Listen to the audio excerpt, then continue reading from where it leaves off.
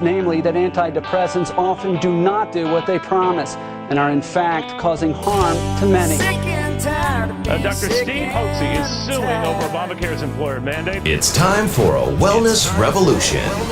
Brought to you by Hotze Health and Wellness Center. Honest discussion on maintaining health and wellness naturally to enjoy a better quality of life. He's the doctor fighting to let you keep your doctor. Now, Dr. Stephen Hotze.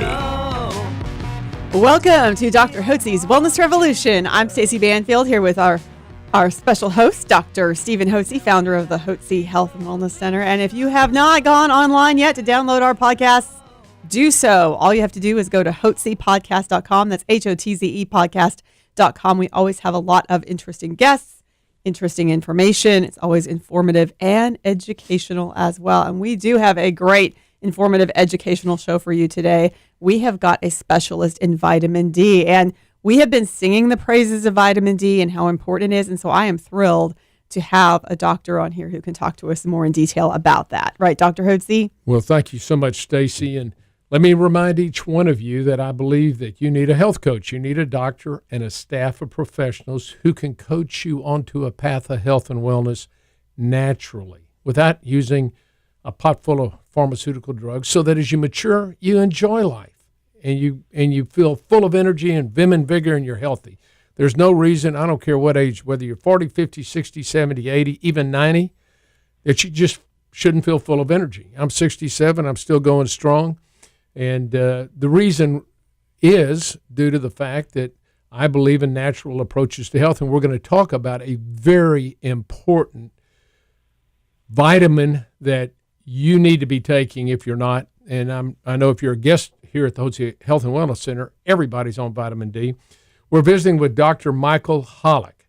Dr. Holick is a professor of medicine, physiology, and biophysics at Boston University Medical School. He's also the director of the General Clinical Research Unit. He's the director of Bone Health Care Clinic and the director of Heliotherapy. Do you know what that is? Heliotherapy. That's light therapy.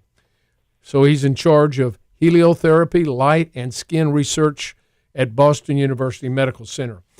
It's interesting, and we're going to find out from Dr. Holick, that when he was a graduate student, he was the first person to discover the active form of vitamin D, vitamin D3, which we use here at the Hotze Health and Wellness Center. So without further ado, Dr. Holick, welcome to our podcast today. Yes, welcome. My pleasure to be on with you. Dr. Holick, by the way, is the author of, or co-author of at least 13 books, 500 or more medical articles. He's been referenced 63,000 times by other articles. This man is, if he's not the leading expert in vitamin D in the world, he's one of the leading experts in the world, and he's known for that.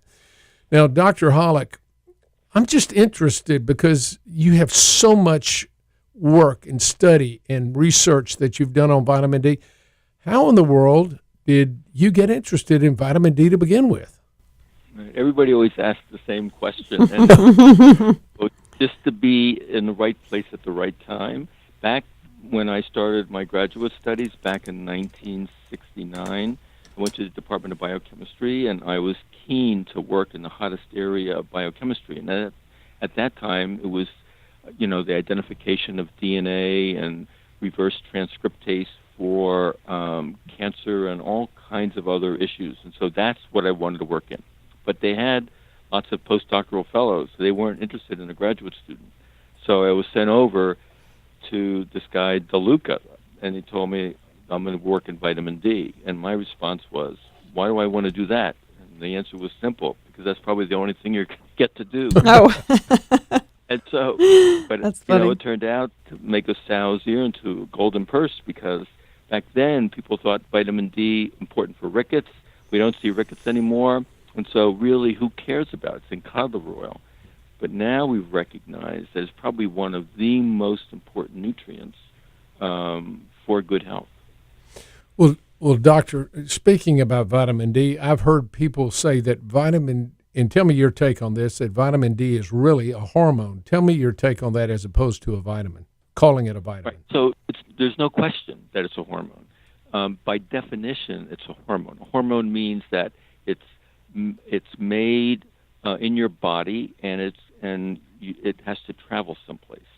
And so the fact that when you're exposed to sunlight and you make vitamin D in your skin automatically means it's a hormone. And then when you're ingesting vitamin D, even from dietary sources, it has to go to your liver and get converted to 25-hydroxy vitamin D. And that turns out to be the major circulating form, and that's what the doctor should order to determine a person's vitamin D status. But it is not active. It then goes to the kidneys, and it gets activated to what you originally said, the 125-dihydroxy vitamin D.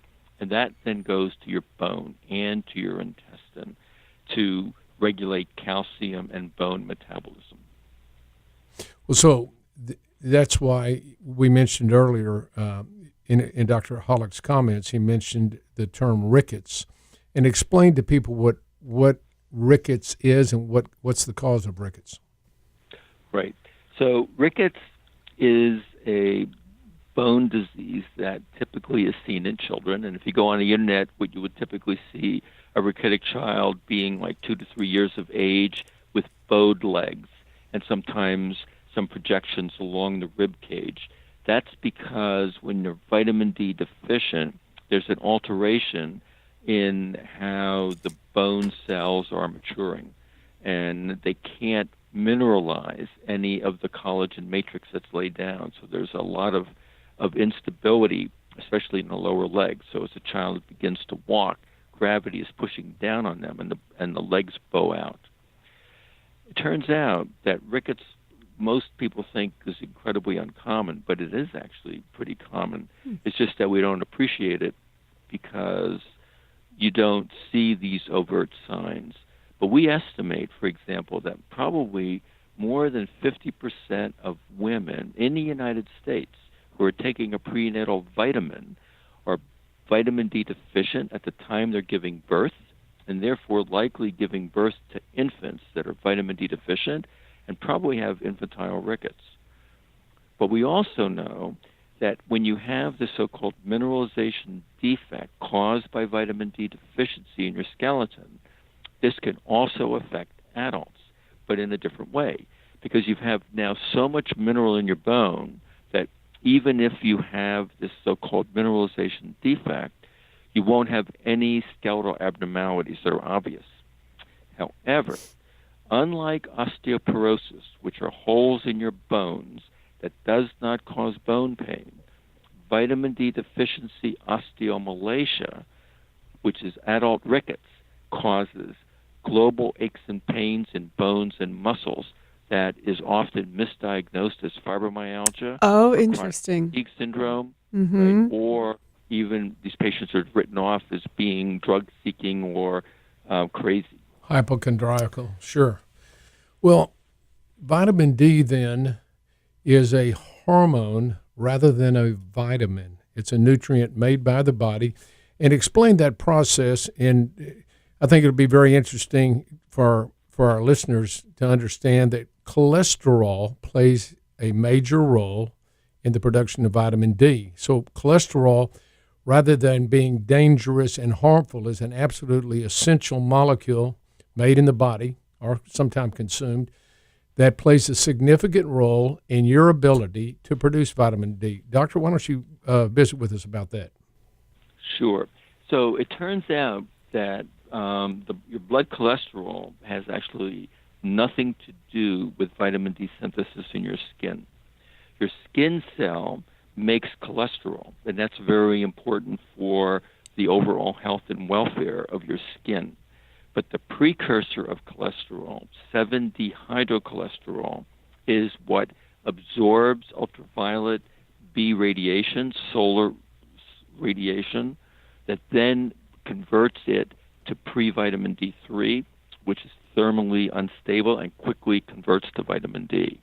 So it's the precursor in the cholesterol biosynthetic pathway that is responsible when absorbing sunlight to be made into vitamin D. So one of the obvious questions might be, because a lot of people are on statins that inhibit cholesterol biosynthesis, So would it have any influence on vitamin D production in your skin? And the answer is no, because the skin, your epidermis, is a bloodless tissue. The statins don't get there. And so your skin cells will be able to make this precursor of vitamin D and cholesterol without any problem. Very interesting. I was totally unaware of that. That's a very interesting fact. So tell us then, would it be correct to say it's a steroid hormone? So yes, so just by definition, because it comes from a cholesterol-like molecule, that's why they call it a steroid hormone. But to be completely accurate, if you use the Greek term seco, S-E-C-O, which means to split, it turns out that vitamin D is a split steroid or secosteroid. Well, tell me, what benefits does vitamin D have on human health besides the bone? And we recognize that. That's very you need it from birth until death. And so we can start with pregnancy. So during pregnancy, we and others have reported that the most serious complication of pregnancy, preeclampsia, is associated with vitamin D deficiency. Recently, a study out of South Carolina reported that gestational age is influenced by mom's vitamin D status. That infants are born premature in moms that are vitamin D deficient. We also know that infants born of moms who are vitamin D deficient during pregnancy are more likely to develop asthma and wheezing disorders in their first few years of life. So early on, we urge pregnant women that they should be on 4,000 units of vitamin D a day. Their prenatal vitamin contains anywhere from 400 to 1,000 units. It's totally inadequate to satisfy their requirement. Infants, a study was done in Finland back in the 1960s when in Finland they worried about vitamin D deficiency because they're so far north and don't make very much vitamin D, obviously, in the wintertime. And they gave infants 2,000 units of vitamin D a day during their first year of life, followed them for 31 years. And during that 31 years, that vitamin D protected them from getting type 1 diabetes. 88% reduced risk of getting type 1 diabetes for infants that were taking 2,000 units of vitamin D a day. Amazing. Now, was that? We also know that if you live above Atlanta, Georgia, for the first 10 years of your life, you have a 100% increased risk of developing multiple sclerosis for the rest of your life, no matter where you live on this planet. And we think that vitamin D deficiency is a very important causative factor for increasing risk for autoimmune diseases, including type 1 diabetes, multiple sclerosis, as well as Crohn's disease, and even rheumatoid arthritis. What about autoimmune thyroiditis, Hashimoto's? Yes, and as well, correct. And we recognize that teenagers. We did a study in African American teens in Georgia with Dr. Dong, and we gave them simply either 400 units of vitamin D a day or 2,000 units of vitamin D a day for several months. And we looked at, by ultrasonography, their blood flow through their blood vessels, and we could show that those African American teens who raised their blood levels, normally they're around 11 nanograms per ml, that's considered to be deficient, above 30 nanograms per ml, that they had significant relaxation of the arterial blood flow. And that's kind of the precursor for hypertension. Sure. For those teens that were only on 400 units, it had no impact on arterial blood flow. But vitamin D helped to cause vasorelaxation. What is We also now recognize that vitamin D deficiency during early adulthood likely increases risk for many deadly and chronic illnesses later in life. And a good example was a study done in Canada where they called up Canadian women who had breast cancer and asked the question, how much sun exposure did you have as a teen and young adult? And they called up the same number of women that didn't have breast cancer. And they related that women that had the most sun exposure during their teenage years and young adult years reduced their risk of getting breast cancer by 69%. A study done from the Nurses' Health Study out of Harvard showed that nurses that had a blood level of 25-hydroxyvitamin D of around 50 nanograms per ml, that would require to take about 3,000 to 4,000 units of vitamin D a day, reduced their risk of getting breast cancer by about 50%. Other studies have shown dramatic reduction risk for prostate cancer, colon cancer, and a wide variety of cancers have all been associated with long-term vitamin D deficiency. We also know from the National Health Survey data that long-term calcium and vitamin D deficiency increases risk for type 2 diabetes. And that study showed a 33% relative risk reduction in adults who had consumed an adequate amount of calcium and vitamin D through their lifetime. There's also very good evidence that that people in the wintertime are more likely to have a heart attack. If you live at higher latitudes and you're more likely to be vitamin D deficient, you have higher blood pressure. And a study out of the Framingham Heart Study showed that those individuals that were vitamin D deficient with a blood level of 25-hydroxyvitamin D of less than 15 nanograms per ml had a 50% higher risk of having a heart attack. And if you had a heart attack and you were vitamin D deficient, you had a 100% increased risk of dying of that heart attack. We know that you have a vitamin D receptor in your brain, and there's very good evidence that vitamin D can improve mood. Animal studies have shown that vitamin D will increase serotonin levels in the brain. It's been associated, vitamin D deficiency, with increased risk for Alzheimer's disease and neurocognitive dysfunction. And finally, we know that the immune cells respond to vitamin D very well, and that your macrophages, those kind of Pac-Men and women that gobble up microorganisms, they went on to show that if you have an adequate blood level of 25-hydroxyvitamin D, usually above 30 nanograms per ml, that these macrophages activate vitamin D for the purpose of getting that cell to set up mechanisms to kill any infectious agent that's being ingested. And this has been confirmed by some studies. A study out of New Haven, Connecticut reported that healthy adults who maintain blood levels of 25-hydroxyvitamin D of around 40 nanograms per ml reduce their risk of developing upper respiratory tract infections by almost 50%. And a study out of Japan showed that school children who receive 1,200 units a day just during the wintertime reduce their risk of getting influenza A infection by more than 40%. So that kind of gives you an appreciation for all of the health benefits of vitamin D. Absolutely. Yeah. Here at the Hotze Health and Wellness Center for decades, we have promoted and advanced the use of vitamin D because of your work and the work of others that we've read.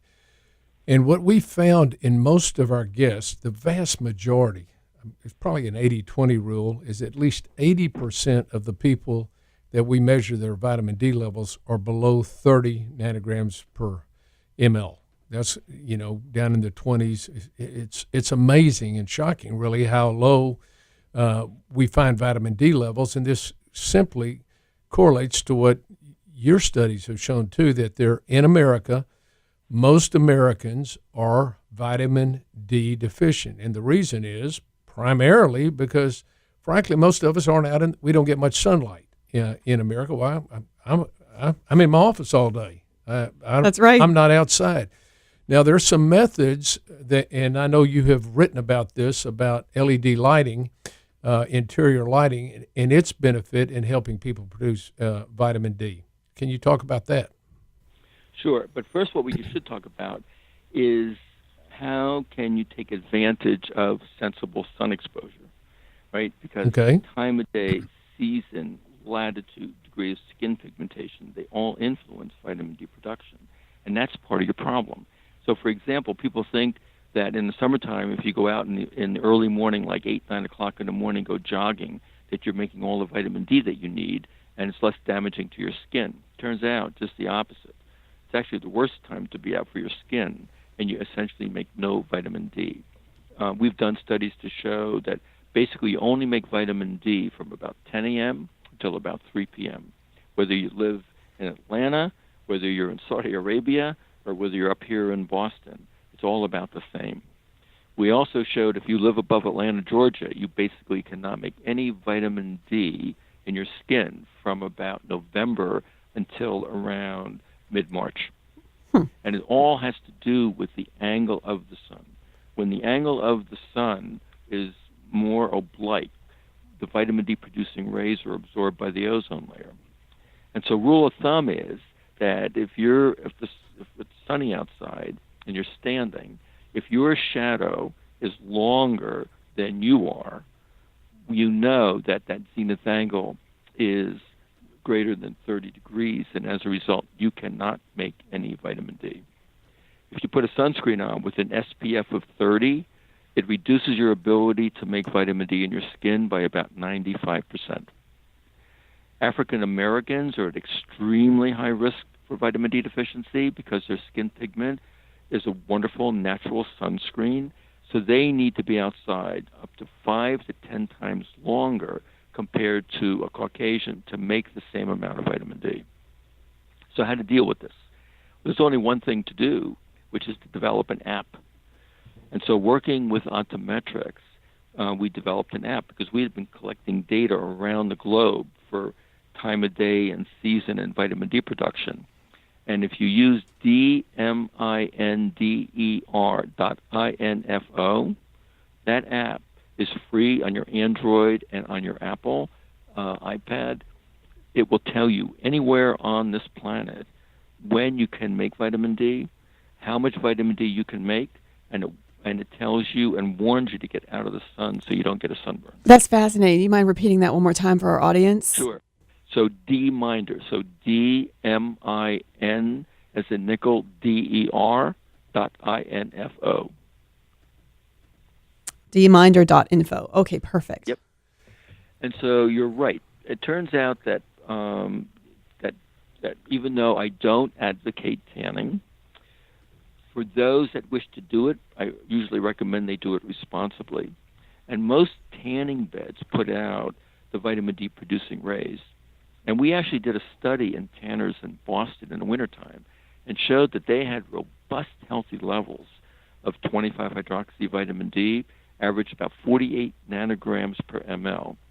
And we compared them to adults of the same sex and age, and their levels were about 18 nanograms per ml at the end of the winter. And so we recently reported that what if you could tune an LED to put out UV radiation specifically to make vitamin D? Could it be done? And if it could be done, how effective is it? And how effective is it relative to sunlight?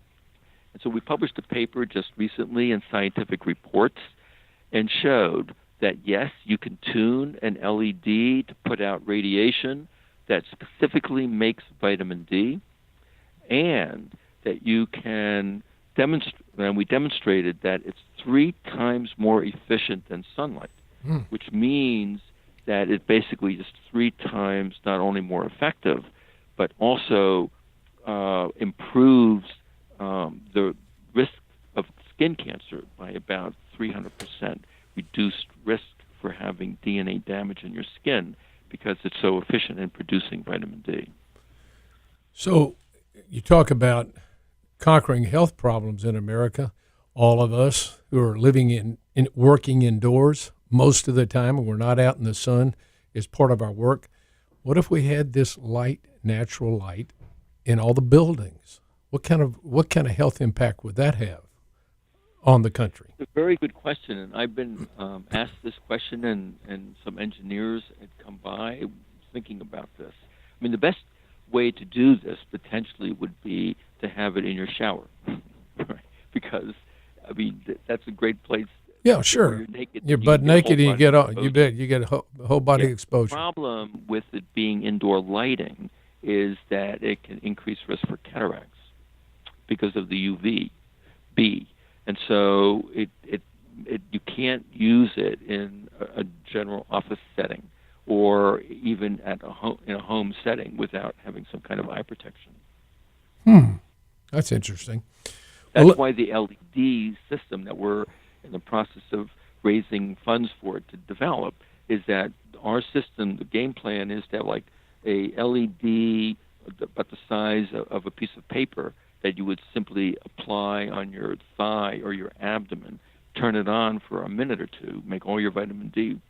That will last you probably for 2 to 3 days, and that's it. And it doesn't cause any problems because you're applying it directly to your skin, so it has no impact on your eyes. Now, Dr. Weil, you have written prolifically about vitamin D. Explain to me why most physicians don't recommend this on a regular basis in a supplement form to their patients. It's a good question, and part of the problem is that I think that physicians, they're always looking for the latest and greatest medicine out there. And vitamin D, I mean, come on, it's a vitamin. How can it have all these beneficial effects? But what is remarkable is that over the past decade or so, there really has been a marked increase in awareness by physicians. And the ordering of the measurement for 25-hydroxyvitamin D, which is measuring your vitamin D status, is the most ordered assay by doctors in the United States. That's interesting. So it is getting people's attention. And it's really coming mainly from people like you and the lay press that are talking about all the health benefits. So the patient would go to their physician and say, please get me my blood level. And the doctor would say, why do I need to do that? And probably the answer would be no. But patient persists. And finally the doc gives in and gets it. And now the doc's got religion. And now the doctor's ordering on all their patients. Exactly. So it is becoming better known by doctors. And what we recommend is that it's very costly to be measuring everybody's blood level and then following up to know that you corrected their vitamin D deficiency and that you worry about toxicity. So we did a study several years ago and published it, and we showed that we took all comers coming to my clinic, and even though we had the blood, we didn't measure their blood level. We put them on an equivalent of about 4,000 units of vitamin D a day for 6 years, and showed that whether they were vitamin D deficient or even sufficient, that 4,000 units of vitamin D a day maintained healthy, robust levels of 25-hydroxyvitamin D, and there was no toxicity. At what levels were you after 6 years? What sort of blood levels were you seeing? Right. So what the Endocrine Society Practice Guidelines recommends, and I chaired that committee, and all the members on that committee were experts in various areas of pediatric and adult and geriatric vitamin D. We recommended a minimum blood level for maximum bone health is 30 nanograms per ml. Minimum. But you should be in the range of at least 40 to 60 nanograms per ml. Up to 100 is perfectly safe, and above 150 is only when you begin to worry about toxicity. Okay. So your recommendation then, as a physician, for an individual not having done a blood test, they would benefit from taking how many international units of vitamin D, and it should be D3, right? Right. No, and it turns out we could talk about that as well. But my recommendation at a minimum for children should be 1,000 units of vitamin D a day, because the upper limit, even recommended by the Endocrine Society, is 2,000 units a day, so it's not a problem. For teenagers, should be treated like adults. Minimum should be 2,000 units a day, preferably 4,000 to 5,000 units a day. I personally take 5,000 units every day. My blood level is 62 nanograms per ml. If you're obese, the vitamin D, which is fat soluble, dilutes in your body fat, and as a result, you need 2 to 3 times more to satisfy that requirement. So they may need up to 10,000 units of vitamin D a day. And so my recommendation for all of my patients is to be on 4,000 to 5,000 units a day. And if you're obese, probably about 8,000 to 10,000 units of vitamin D a day, and not have to worry about measuring blood levels. And so, in what form of vitamin D do you recommend? Right. So you probably are aware that the doctor often will write a prescription, and it's vitamin D2. And a couple of years ago, a paper came out to say that vitamin D2 is much less effective, and more importantly, what really got people's attention was they said that vitamin D2 destroyed the vitamin D3. And at the time, I thought that, I believed that until we did now 3 studies. And we compared physiologic doses of vitamin D2 and vitamin D3 in healthy adults and showed that they work exactly the same. So why does vitamin D2 exist? Because vitamin D2 predates the FDA, and it was grandfathered by the FDA. It's the only pharmaceutical available to physicians to order for their patients. However, the supplement manufacturers have caught on, and so they will provide 50,000 unit vitamin D3 to the pharmacies and to the hospitals that can be used. Most of them are probably fine. The problem is you don't know which manufacturer is providing it. You don't know the quality. And so I have all of my patients on vitamin D2, and it works, in my opinion, very well to maintain their vitamin D status. And obviously for vegans, vitamin D2 is preferred. Okay, tell me about vitamin D3 as a supplement. So vitamin D3 as a supplement is fine. I mean, we've done multiple studies with vitamin D3, and like I said, I personally take 5,000 units of vitamin D3 a day. And I happen, because I promote it, is that there's a company in Alaska that gets the vitamin D from wild-caught salmon. It's a great natural source, and they also have it in the form of with omega fatty acids coming from wild-caught salmon. Right. And that's what I take every day, a total of 5,000 units.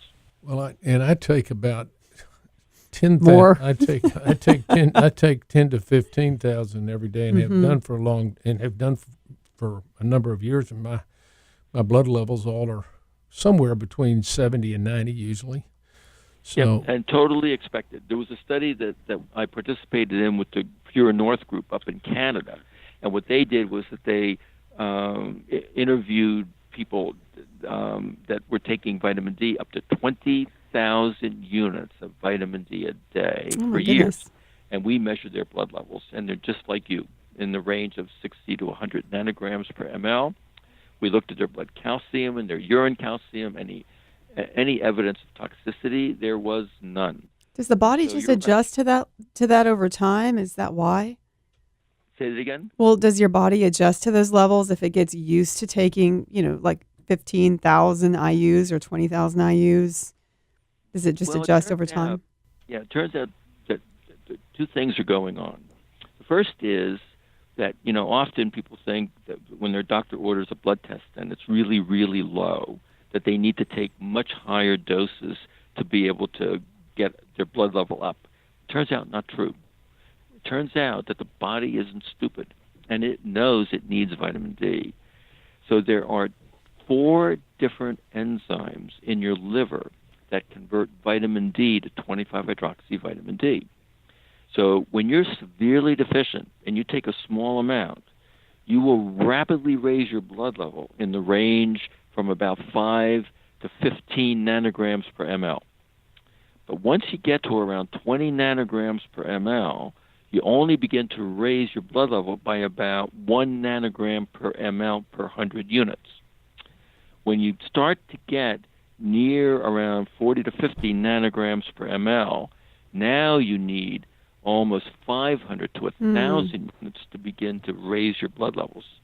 So patients that are on 10 or 15 or 20,000 units of vitamin D only get a very small additional bump in their 25. That makes sense. Yeah. That's it. So, the body has nothing to adapt to. And what's also interesting about vitamin D that we don't understand at all and kind of defies imagination is that if you go on 1,000 units of vitamin D, it's very predictable that your blood level will be at around 25 to 28 nanograms per ml.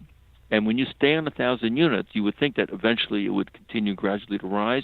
No, it will stay there. If you go on 4,000 or 5,000 units a day, it goes up to around 50 to 60, and it just simply stays there. You reach equilibration after 2 months on a stable dose of vitamin D. Well, you had mentioned about toxicity too, and of course, it rankles me so much when I hear conventional physicians talk about, well, you could get hypervitaminosis. You know, you take those vitamins, you're either urinating them out or they can cause you health problems. When you and I both know from in conventional medicine the terrible and detrimental side effects of most of the pharmaceutical drugs that are present cause a host of health problems. I like to say, I like to make a point about pharmaceuticals, that pharmaceutical drugs are all toxins. They have to be detoxified by the liver. I learned that in my first year in medical school, taking pharmacology. And you only have to detoxify a toxin. So they cause a toxic load on the body. While they may mask a symptom or correct a blood level of some sort, they do have alternative and oftentimes harmful and serious side effects, which we know about if you just watch TV, listen to the last 15 seconds of the ad, and you know that these are toxic because they can cause a host of problems. Whereas a nutrient such as vitamin D, the toxicity levels I've read, now you tell me because you're the pro on this. I have heard this, that you could take, I've read where you could take 200,000 tablets of 1,000 units of vitamin D before you'd have to worry about any toxicity. Right. So you're right. So vitamin D toxicity is one of the most rarest medical conditions in the world. And the reason vitamin D toxicity became so concerning was for two observations. One was made in the 1940s, where they started giving patients with rheumatoid arthritis massive doses of vitamin D, like hundreds of thousands of units a day. And they actually showed some benefit. And so they thought that they were doing these patients some good, until they realized 6 months or a year later that they developed high blood calcium. So that's one of the indicators. Problem when you have a high blood calcium, you could begin starting to calcify your kidneys, causing kidney failure, and your blood vessels, causing cardiovascular problems. Sure. So then they stopped it. The problem was that the vitamin D is fat soluble and it's in their body fat. And so it would take years for it to be depleted out of their body before they could become normal. The second observation that got a physician's attention was in the early 1950s. If you go to Europe, for example, in the UK, milk is not fortified with vitamin D. In fact, it's against the law to fortify anything, including even skin cream, with vitamin D in many countries throughout the world. The reason is that back in the early 50s, presented some children with high blood calcium, and they brought in the experts. And the experts didn't have a clue, but they recalled, after reading the literature, that if you give pregnant rodents massive doses of vitamin D, that their pups have funny altered faces, and they have high blood calcium, and they have problems with their heart. Well, it turns out that that's exactly what these infants had in Great Britain. And so the experts put what they thought was 2 and 2 together and concluded, even though I had no evidence for this, that somehow, because they couldn't measure the vitamin D content in fortified food, because in Europe, custard and milk and most foodstuffs were fortified with vitamin D, they instantly banned vitamin D. Turns out those children likely had a rare genetic disorder called Williams syndrome, which is associated with altered facies called Elfin facies, hypersensitivity to vitamin D causing high blood calcium, and having heart problems. So it was those 2 incidents that we learned in medical school. All doctors have learned that vitamin D is one of the most toxic fat-soluble vitamins. But it turns out just the opposite. And I'll just give you 2 examples. The first is that I got a phone call from a lawyer in Florida, and he was severely intoxicated. And he was upset with me because back in the 90s, when I had already been recommending to increase your vitamin D intake to reduce risk for prostate cancer of 2,000 units a day, that he wanted to do it. But back then, there were no vitamin D supplements available in any pharmacy. Nobody cared about vitamin D. So he went on the internet, and he bought a product called Pro Longevity. And on the product, it said that there's 1,000 units in a teaspoon. So he took 2 teaspoons a day for over a year. And he came into the hospital with a high blood calcium, and it was severely toxic. So I told him, look, send the stuff up. We'll do an analysis for you. And I did. Turns out the company forgot to dilute it. He was taking 2 teaspoons of pure crystalline vitamin D, 1 million units a day. Oh, my gosh. Okay. So that will cause toxicity. So then he calls me back, and he says he wants me to be his doctor. And I told him, look, no glucocorticoids, no anything. Just stop your vitamin D. Make sure you wear a sun protection. And we published him in the New England Journal of Medicine and showed that he was perfectly fine, that he had no sequelae. There was another study that we published where there is a nutrition guru that decided to have his own vitamin D. And so he contacted the company, and they started making it. He took it, and all of his very wealthy clients took it. They all became vitamin D toxic. And I got the phone call, and they said, would you like to analyze the product? And I did. The company didn't realize the difference between microgram and milligram. Oh, my goodness. So they had 1,000 times. So they were taking, instead of 4,000 units a day, which is what I recommend, they were taking 4 million units a day. Oh, those poor people. That caused intoxication. But again, as soon as they stopped, right, and they remained hydrated, there was basically no sequelae from that. Well, so that dispels the myth about serious toxicity with vitamin D. I've heard it said that worrying about vitamin D toxicity is like worrying about drowning when you're in a desert and dying of thirst. It's about right. But also, for those that have a granulomatous disorder, right? I mean, even though that's a mouthful. So it's like sarcoid or some type of fungal infection. Tuberculosis? If you have that type of disorder, you should talk to your doctor because they are hypersensitive to vitamin D. Well, Dr. Holick, this has been a most fascinating, interesting, and educational conversation. Absolutely. And I want to just congratulate you on becoming the world expert on vitamin D and the wonderful work you've done and how you have begun to influence many conventional doctors to realizing the health benefits they can provide their patients with vitamin D. And it's amazing. Think about the number of potentially diseases that could be prevented if people took proper vitamin D supplementation, and they wouldn't need to be placed upon all these drugs, which make them more toxic. That's what makes it such an important podcast. So, Dr. Holick, if people want to find out more about you and your writings, your work, where do they go?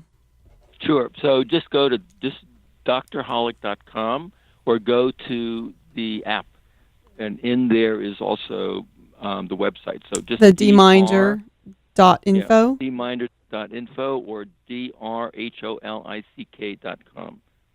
One L in Holick. Okay. And you or just go to Amazon and get his book, The Vitamin D Solution, by Dr. Michael Holick. That's Holick. Well, Doctor, congratulations again on your success. Thank you for sharing this valuable information with us today. My pleasure. Thanks for having me on, and have a delightful day. Thank you, Yes, sir. you too, sir. Bye-bye.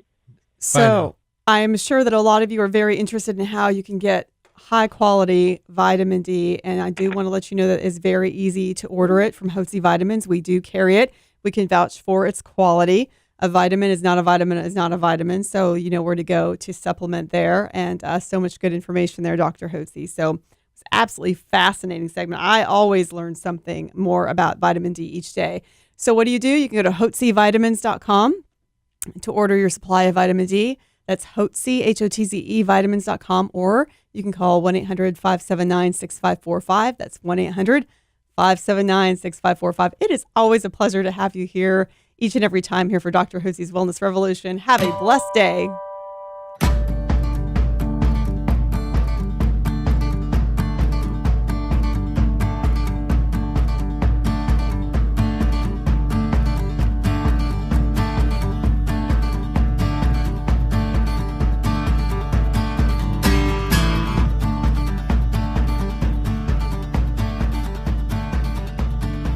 Information provided on this radio program is neither intended nor implied to be a substitute for professional medical advice and is not intended to replace the services of a physician, nor does it constitute a doctor-patient relationship. You should not use information from this radio program to diagnose or treat a health problem or disease without consulting with a qualified healthcare provider. If you have or suspect you have an urgent medical problem, promptly contact a professional healthcare provider or call 911. Dr. Hotze's Wellness Revolution radio program advises you to always seek the advice of a physician or other qualified health provider prior to starting any new treatment or with any questions you may have regarding a medical condition. Any application of the recommendations from this radio program is at the listener's discretion.